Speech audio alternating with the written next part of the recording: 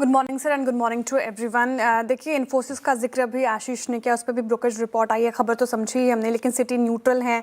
साथ ही Morgan Stanley ने भी इक्वल वेट की कॉल रखी है इन्फोसिस पर, और इन्फोसिस ने जो ऑप्टिमम हेल्थ केयर, IT और स्ट्रैटिस के एक्विजिशन का अनाउंसमेंट किया है, तो इस डील से अब सिटी और साथ ही मॉर्गन स्टैनली का मानना है कि हर साल लगभग 1.5% के करीब रेवेन्यू ग्रोथ जुड़ सकती है। तो सेक्टर में मर्जर एंड एक्विजिशन का जो अभी फिलहाल गतिविधि है वो बढ़ने की उम्मीद है, तो ये इन्फोसिस के लिए पॉजिटिव ही मान रहे हैं। हालांकि इससे और बड़ा अपसाइड फिलहाल नज़र नहीं आ रहा। दूसरी खबर LTTS को लेकर थी, और खबर हम समझ लेते हैं, इस पर JP मॉर्गन की रिपोर्ट भी आ गई है। इन्होंने भी, अगर आप देखें, बात करें तो LTTS पे जो खबर है JP मॉर्गन की, इन्होंने न्यूट्रल की कॉल दी है और 3500 का टारगेट प्राइस रखा है, तो करीब 10% का अपसाइड पोटेंशियल तो देख रहे हैं। अब खबर क्या है, तो कंपनी ने अपना smart world and communication business जो है वो बेचने का फैसला लिया है। डील की वैल्यू जो है वो 450 करोड़ के आसपास रखी गई है, और ये जो बिजनेस है वो LTTS ने करीब 800 करोड़ में खरीदा था 2023 में, तो यहाँ पर 45% डिस्काउंट पर बेच रही है। तो इस स्ट्रैटेजी पे हालांकि सवाल उठ रहे हैं, लेकिन JP मॉर्गन का मानना है कि कुछ खास किया नहीं है इस कंपनी ने LTTS के लिए, और कोर ER&D बिजनेस में भी सिनर्जी कम है।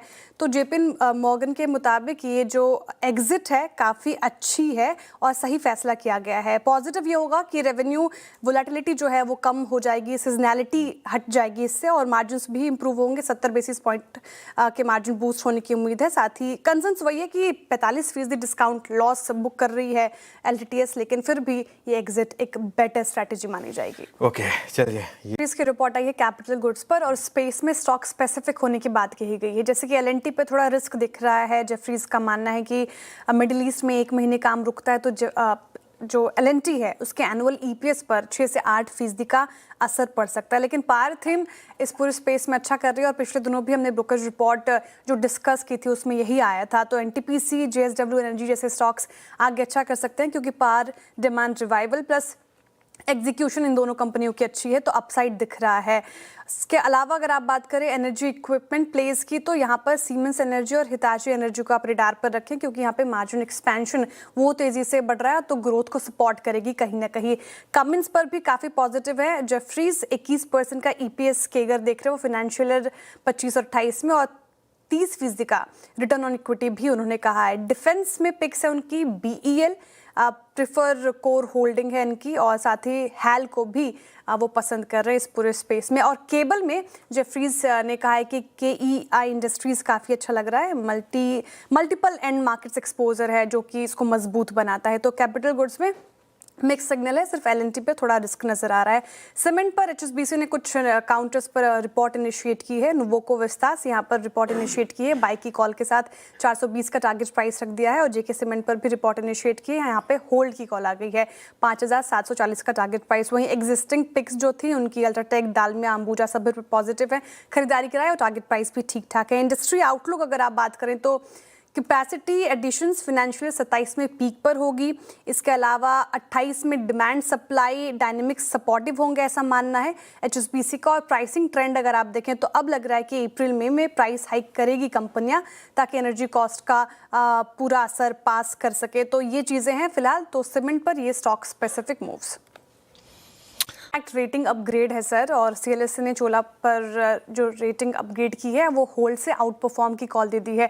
टारगेट प्राइस भी अच्छा खासा बढ़ाया है, 1725 रुपये प्रति शेयर का टारगेट प्राइस, यानी कि 17% का अपसाइड चोला में नजर आ रहा है CLSA को। वो कह रहे हैं कि CV साइकिल का रिवाइवल एक ग्रोथ ट्रिगर होगा। अनसिक्योर्ड लेंडिंग में एसेट क्वालिटी पेन कम हो रही है, और अगले 2 साल में 18 से 20% AUM केगर की उम्मीद है। डाउन साइड यहाँ से अब लिमिटेड नजर आ रहा है चोला में, और क्योंकि अगर आप देखें तो 15% का करेक्शन ऑलरेडी मार्च में दिखा चुका है ये स्टॉक, तो यहाँ से रिस्क रिवॉर्ड अट्रैक्टिव हो जाता है।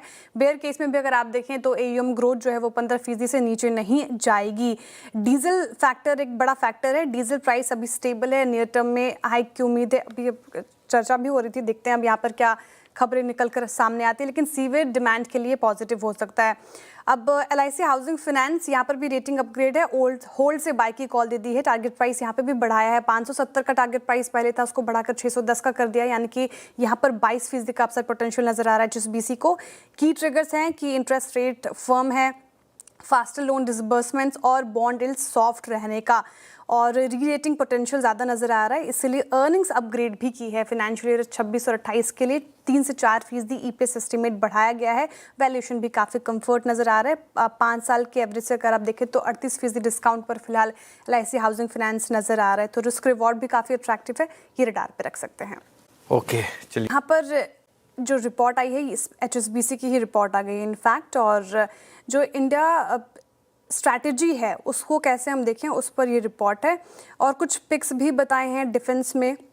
अगर आप देखें तो कुछ स्टॉक्स में जहाँ पे हाल में हमने काफ़ी गिरावट देखी, उसमें से सबसे ज़्यादा पसंद आ रहे हैं सन फार्मा, रिलायंस, भारती एयरटेल और NTPC जैसे स्टॉक्स में HSBC कह रहे हैं कि खरीदारी कर सकते हैं। लेकिन कुछ स्टॉक्स में अभी फ़िलहाल रिस्क ज़्यादा नज़र आ रहा है, जैसे कि हिंडाल्को, अदानी पोर्ट्स और गोदरेज कंज्यूमर।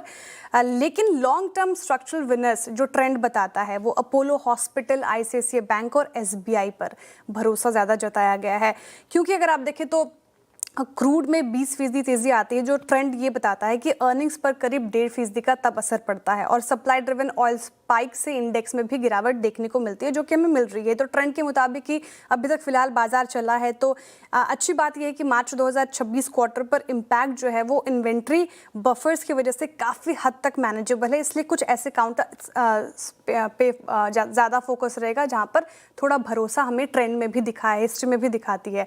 तो ऐसे स्टॉक्स स्पेसिफिक आपको अप्रोच अपनानी चाहिए मार्केट में। ओके, चलिए इस